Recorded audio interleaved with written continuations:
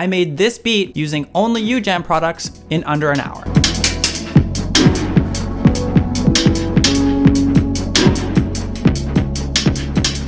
I started by browsing around on Beatmaker KANDY, and I found this pretty swaggy beat.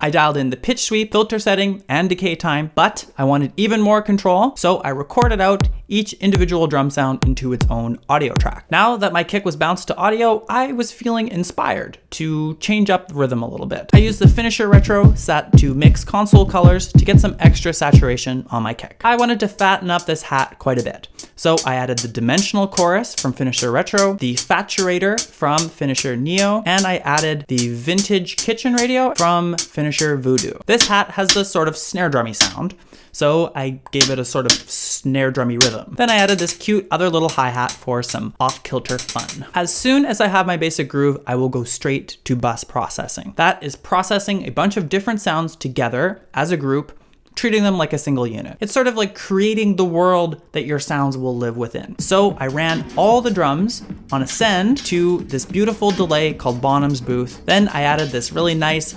analog-y, kind of dirty high-pass filter, the Filter Bank 85 from Finisher Retro. Onto the actual drum bus, I added mixed console colors and added few bits delay, also from Finisher Retro.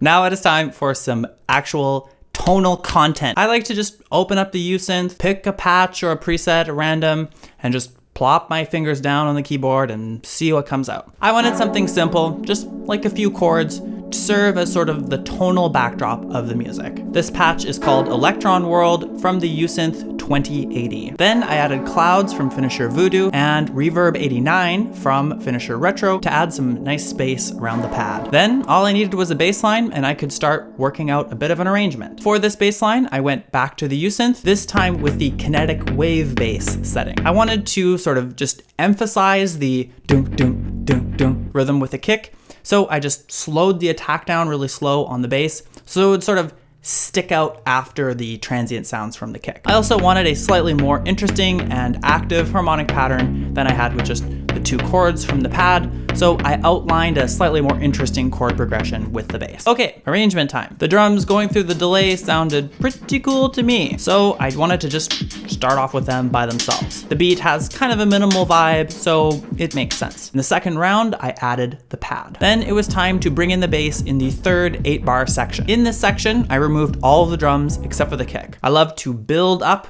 towards a drop and then add a new instrument right there. Classic move. At this point, it was time to add something new. I am absolutely in love, goo goo gaga, with the wugga wugga, the UJAM virtual pianist. I used this simple melodic motif going through this beautiful spacey setting on UJAM Finisher FLUXX called Yay Science. In the second round, I turned off that big spacey sound and I added a little counter melody on top of the basic motif. I love how over the course of the 16 bars, it sort of feels like the piano is emerging from space into the foreground of the beat.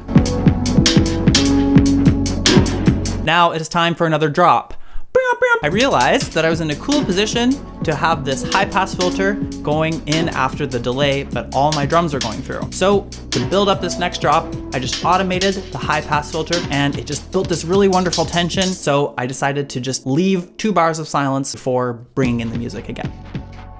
In the last section, I wanted to change up the texture just a little bit. So I removed the pad that I made with the Usynth and I sort of replaced it with a new one that I made from STRIIIINGS. I like how it has a sort of brighter quality, which contrasts the warmer, kind of low-mid texture of the pad. Finally, I brought back in the original pad, added all the drums, and then topped it all off with this silly little kick drum fill at the very end.